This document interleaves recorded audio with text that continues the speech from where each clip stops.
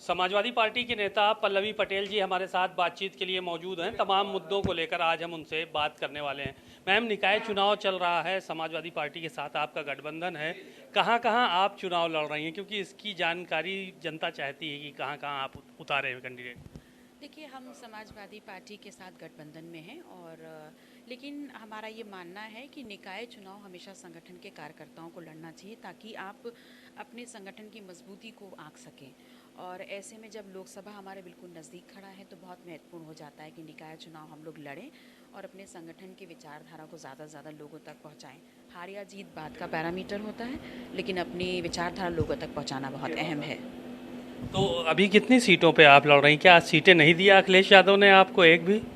नहीं, सीटों की बात ही नहीं है। जब ये बिल्कुल आर पार और बिल्कुल साफ है हम लोग के सामने कि कार्यकर्ताओं को लड़ना है, तो कार्यकर्ता उनके भी बहुत इंपॉर्टेंट है और हमारे भी। ऐसे में दोनों ही संगठन कार्यकर्ताओं को मौका दे रहे हैं और हम लोग बनारस लड़ रहे हैं, प्रतापगढ़, मिर्ज़ापुर, सोनभद्र, इलाहाबाद, फतेहपुर, सब जगह लड़ रहे हैं। एक सवाल ये था कि आप चुनाव की तैयारियों में लगी हुई हैं, 24 का जिक्र किया। आज नीतीश कुमार भी आ रहे हैं अखिलेश यादव से मिलने के लिए। क्या आपको भी न्योता है वहाँ पे जाने का, बुलावा है आपको, आप जाएंगी उसमें शामिल होने के लिए? देखिए, मुझे अगर ऐसा कोई भी न्योता आता है तो मैं सहर्ष जाऊंगी, क्योंकि हम सभी का, जितने भी विपक्ष में बैठे हैं, हम सभी का मुद्दा और उद्देश्य सिर्फ इतना है कि हम लोग इस देश में सत्ता परिवर्तन चाहते हैं ताकि इस देश में बहुत कुछ ऐसा जो गलत हो रहा है उसको ठीक किया जा सके। तो अगर ऐसा कुछ भी इनवाइट मेरे पास आता है तो मैं ज़रूर जाऊँगी। आज नीतीश कुमार आ रहे हैं अखिलेश यादव से मिलने के लिए, तो क्या लग रहा है कि 2024 में किस तरह का मोर्चा तैयार करने की कोशिश की जा रही है? क्या इतनी बड़ी भारतीय जनता पार्टी को आप लोग इस मोर्चे के ज़रिए पराजित कर पाएंगे? ये तमाम सवाल उठ रहे हैं। देखिए, आपने कहा इतनी बड़ी भारतीय जनता पार्टी, निसंदेह आज एक बहुत बड़ा संगठन है, लेकिन हर संगठन के सामने जब मजबूत संगठन एक साथ मिलकर खड़े होते हैं तो कहीं ना कहीं एक लड़ाई और एक कंपटीशन तो बनती ही है। और जिस प्रकार से नीतीश जी एक इनिशिएटिव लेकर के सबसे मिल करके विपक्ष को इकट्ठा करने का प्रयास कर रहे हैं, हम लोग यही उम्मीद रखते हैं कि 2024 में बहुत बेहतर विपक्ष मुद्दों के साथ उतरेगा और भारतीय जनता पार्टी को एक कड़ी टक्कर देगा। आज एक वीडियो भारतीय जनता पार्टी ने वायरल किया, उसमें अखिलेश यादव का एक गाना उसको एडिट करके कि गुंडे पुकारते हैं अखिलेश आइए और यूपी में आके फिर टोटी चुराइए, इस तरह का गाना, उनका एक गाना बड़ा फेमस हुआ था कि जनता पुकारती है अखिलेश आइए। उसको लेकर बड़ी नाराज़गी है नेताओं में। आप क्या समझती हैं इस तरह की जो चीज़ें वायरल हो रही हैं? आपत्तिजनक भी चीज़ें थी उसमें कई। देखिए, मेरा ये मानना है कि चुनाव है और अगर आप जनता को कोई संदेश देना चाहते हैं तो संदेश मुद्दों के आधार पर होना चाहिए, आंकड़ों के आधार पर होना चाहिए। कुछ भी जो आपके मन में आ जाए वैसा नहीं होना चाहिए और किसी की छवि बिगाड़ने का काम नहीं होना चाहिए। आप मुद्दे रखिए और जनता से उनको सेटिस्फाइड करिए। आपके क्षेत्र का मामला है, नंदी नाराज हैं केशव मौर्य से और दिल्ली के लिए रवाना हुए थे कल। एक ज्वाइनिंग हो गई थी, उसको लेकर रईस शुक्ला करके एक कोई भारतीय जनता पार्टी में शामिल हुए हैं, नेता हैं। आप क्या देखती हैं, सिनेरियो किस तरह का बन रहा है वहाँ पर?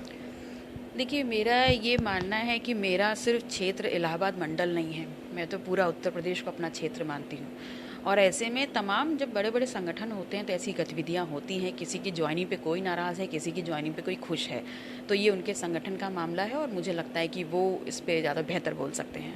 एक सवाल और था, क्योंकि देखा गया पिछले दिनों की अतीक और अशरफ हत्याकांड हुआ, उसको लेकर तमाम बातें सामने आई, तमाम लोगों ने प्रतिक्रियाएं दी और कुछ लोगों ने कहा अदालतों को बंद कर देना चाहिए। लेकिन भारतीय जनता पार्टी कह रही है कि हम लोग, माफियाओं का सफाया हो रहा है, माफिया रुक नहीं रहा है, जो हैं वो मारे जा रहे हैं।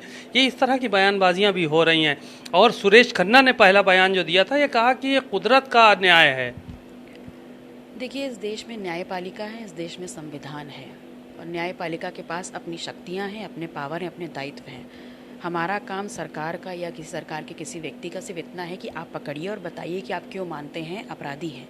अपराधी है कोई व्यक्ति या नहीं है, ये न्यायपालिका तय करेगी। सज़ा क्या होगी ये भी न्यायपालिका तय करेगी। और अगर सब कुछ काम हमें ही करना है तो फिर न्यायपालिका में ताला लगा देना चाहिए। ये लाइव मर्डर हुआ था, इसको देखा, आपने भी देखा, क्या महसूस किया कि इस तरह की जो गतिविधियां हुई हैं वो होनी चाहिए इस देश में? लॉ एंड ऑर्डर के नाम पर एनकाउंटर का खेल चल रहा है और वास्तविकता ये है कि जब तक भूखा पेट होगा और नंगा बदन होगा, इस देश से जो ये असामाजिक तत्व जिसको बोला जा रहा है या लॉ एंड ऑर्डर को आप मेंटेन नहीं कर सकते। सबसे पहले पेट भर दीजिए और शरीर को ढक दीजिए, लोगों के हाथ में रोज़गार दे दीजिए। बातचीत के लिए शुक्रिया। पल्लवी पटेल जी थीं, बड़े ही सधे अल्फाजों ने उन्होंने अपनी बातें रखी और साफ तौर पर यही कहा कि 2024 के लिए हम सब तैयार हैं और एक अच्छा मजबूत विपक्ष जो है वो भारतीय जनता पार्टी से मुकाबला करेगा और आने वाले समय में हम लोग बड़ी जीत हासिल करेंगे। कैमरामैन आशुतोष के साथ सीमा नकवी, भारत समाचार, लखनऊ।